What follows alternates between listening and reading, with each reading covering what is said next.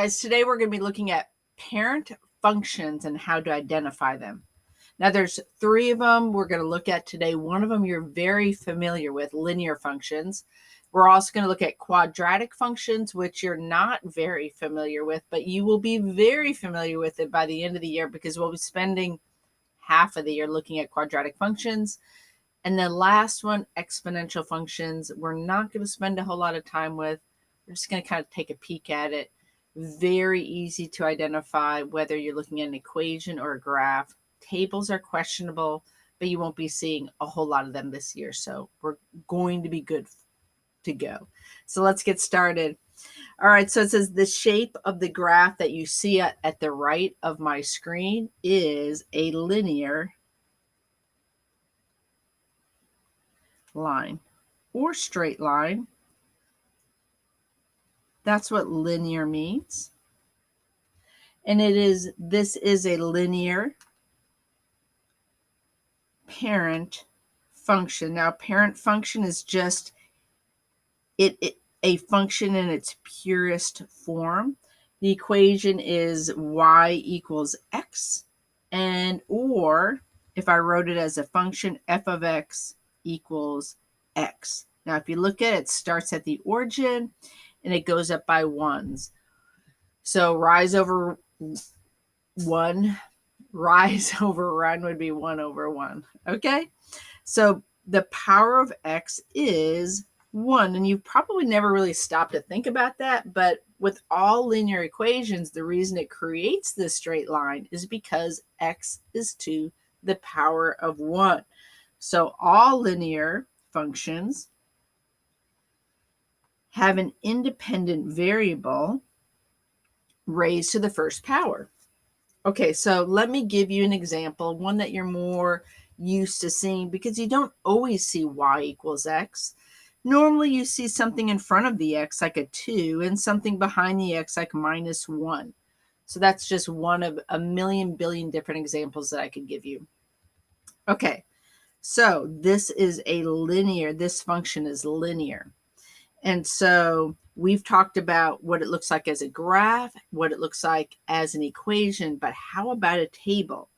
So I've given an example of a table with the x as the independent, y as a dependent. The equation is y equals 2x plus 1. So the numbers, I'm going to go ahead and fill them in really quick. -3, -1, 1, 3, 5. But if you look at the difference of all of these, it is a constant. So the first difference, I'll go ahead and spell that out, difference is a constant. Put a little line right there. It's a constant number because it is to the power of 1, and that's how we know it's going to create this straight line. So if I'm looking at a graph, it is linear. If I'm looking at an equation, x is to the first power. Something that you've probably never really taken note of. And if I look at a table, the first difference is constant. So if I'm only looking at a table, I don't see a graph, I don't see an equation, it's easy to tell it is a constant or it is a linear equation because of the constant. All right, let's look at the next one. The shape of this second graph is I'm going to go ahead and write the formal word, a parabola, which means it is U-shaped. Now this year you'll see parabolas that are upward and upside down. When you're in Algebra 2, you'll see them going to the right and to the left. Those will be due to transformations, which we'll be talking about actually this week. So this is a quadratic parent function. And you can see that it's the bottom of that parabola is right at 0, 0. Just like if you look back up at this linear one, it went through the origin 0, 0. Again, that's because it's the parent function. Okay, the equation is y equals x squared, or f of x equals x squared. The power of x is 2. So it's always to the power of 2, which is why it creates the parabola. All quadratic functions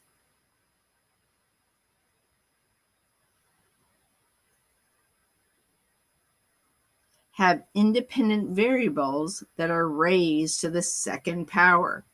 So I can write another example of one.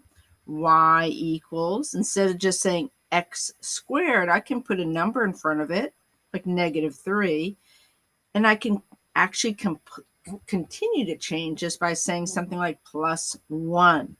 So just like a linear equation, we can be adding things to the parent function, and it moves that parabola up or down, left or right, makes it wider or thinner. All right, let's look at a table. I think tables are usually most challenging. So I'm going to go ahead and just fill in these blanks. This is 94101 4 9. And if you look at the difference here, this is 5 3 1 1 3 5. But if you look at the second difference, 2 2, again, we don't really pay much attention to the middle. 2 2, it's 2 all the way down. So the second difference is constant for a quadratic function. So again, if you're looking at a graph, it is U-shaped. That is so easy. If you are looking at an equation, x to the second power. Now again, you might use another letter for x, but the independent variable is going to be raised to the second power no matter what letter you use. And for a table, second difference is constant. Okay, let's move on. Now, this is one we won't spend as much from. This is an exponential function. The shape of the graph is a curved, and it's L-shaped.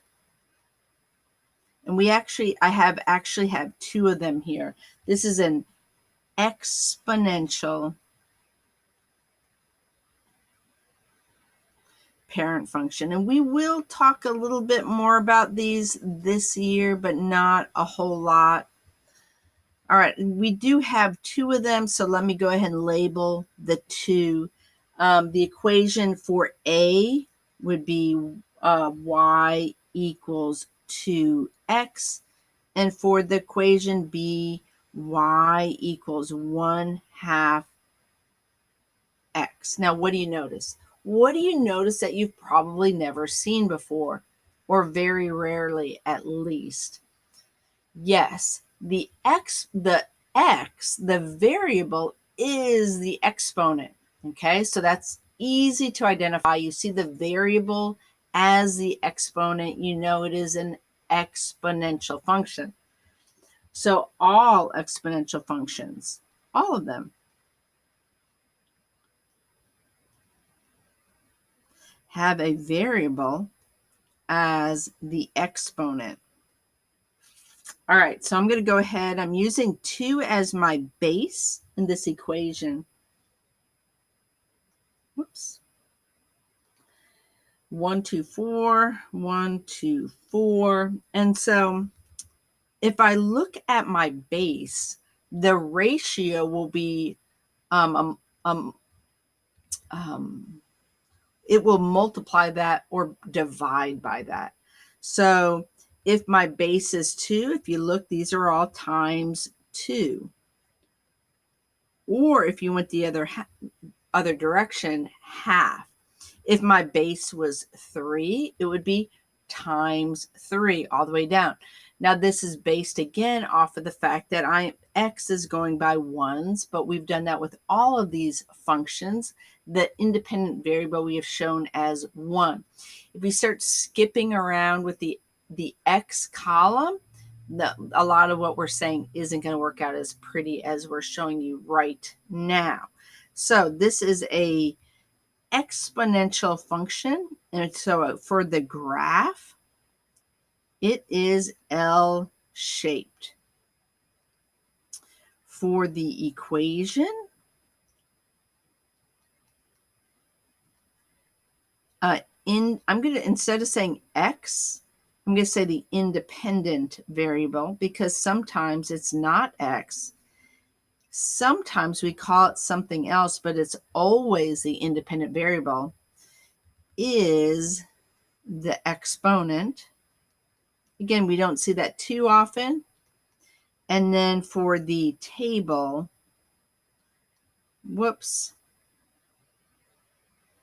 for the table, there will be a ratio depending on the base of that number. Okay. If you have any questions once you're working on the practice, please do not hesitate to ask me. I want to help, and I will see you later. Bye-bye.